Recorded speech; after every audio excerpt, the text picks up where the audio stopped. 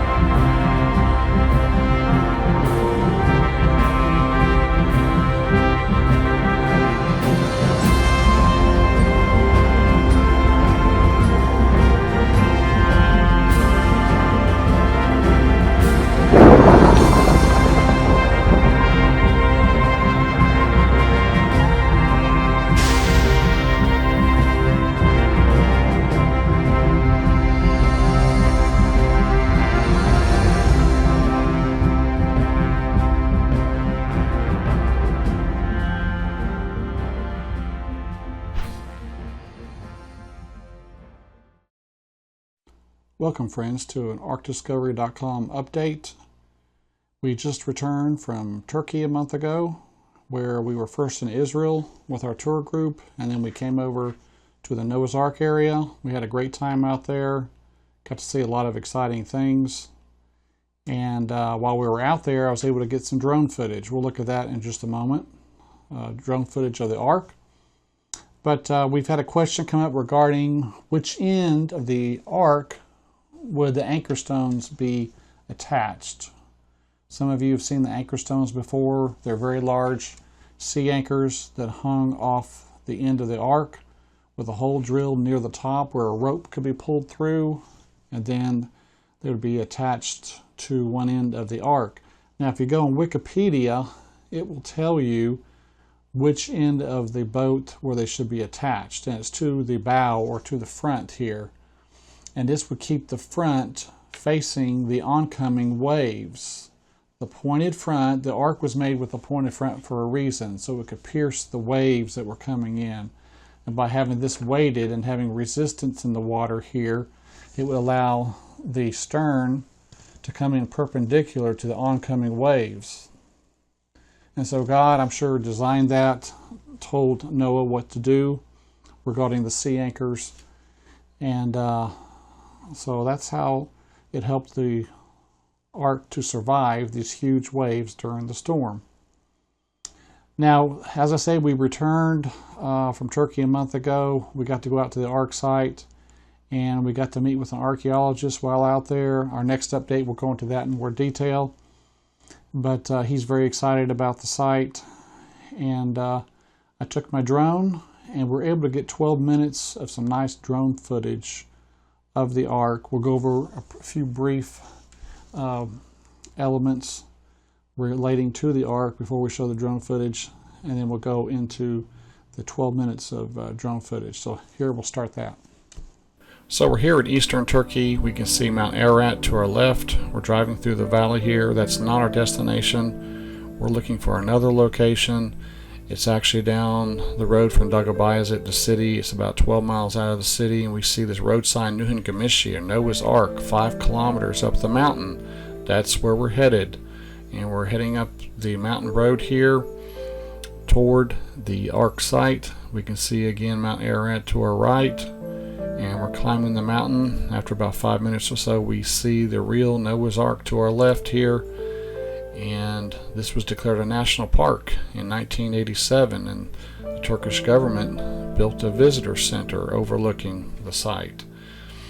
And so it has been recognized as the Noah's Ark location. And while you're there, you can sometimes see some tour groups getting out and taking a look at the Ark. It's the exact length as stated in the Bible. If you use 300 royal Egyptian cubits that Moses was familiar with when he wrote Genesis, that's the exact length. It's quite amazing. And then you see about 12 miles away there's a village where sea anchors were cut off by Noah, released from the Ark. Ropes were pulled through the holes there, ropes tied, and they were probably fastened to the bow or front of the ship to help keep the pointed front facing the oncoming waves. Here's one out in the countryside there. So very interesting to see these giant sea anchors. Here's some in Mediterranean area, would have been used on smaller ships. And then there's a nice metal rivet that the late Ron Wyatt found, containing 8% aluminum metal, 1.5% titanium metal, and we were able to locate 2 more, and they also have the same percentages of the same man-made metal, aluminum metal and titanium metal. So this shows that this site is in fact a man-made formation. It is the real Noah's Ark. And here's a deck timber that the late Ron Wyatt found. It has 3 distinct layers. Top and bottom layers appear to be pecky cypress. The gopher wood mentioned in King James is really cypress wood, and that's what we have here. And so we're getting ready to take off now with the drone to take a look at the shape of the ark from overhead.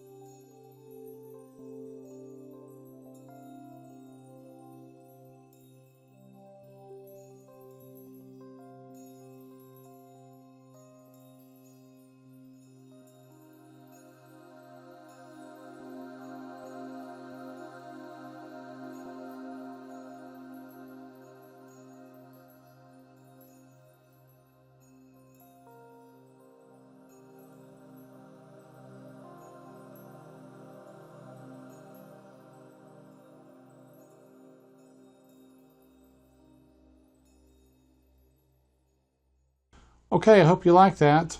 That's some good HD drone footage, taking a careful look at the beautiful shape of the Ark. Man-made shape, looks just like a boat. But we have another tour going to Israel starting in April 18 next year, 2018. We'll be going to Israel, going to traditional sites in Israel, including Sodom and Gomorrah, the crucifixion site, Garden Tomb. We'll be going also down to the Red Sea crossing in Egypt. That'll just be a one-day trip right there. But so you'll get to see a lot of exciting things. The traditional sites, you get to go around Jerusalem, go to the Sea of Galilee, up there, Capernaum, Caesarea, Tel Megiddo, Masada, the Dead Sea. So check that out on ArkDiscovery.com. You'll see a link there for the tour. So check that out. And of course, remember, we have our nice book, illustrated many color photos of the discovery sites, and our Journey Back to Noah's Ark DVD, and then our second edition, Revealing God's Treasure. So check those items out. But until next time, this has been an ArkDiscovery.com update, and we'll be back in the next few weeks with another update. Take care. God bless.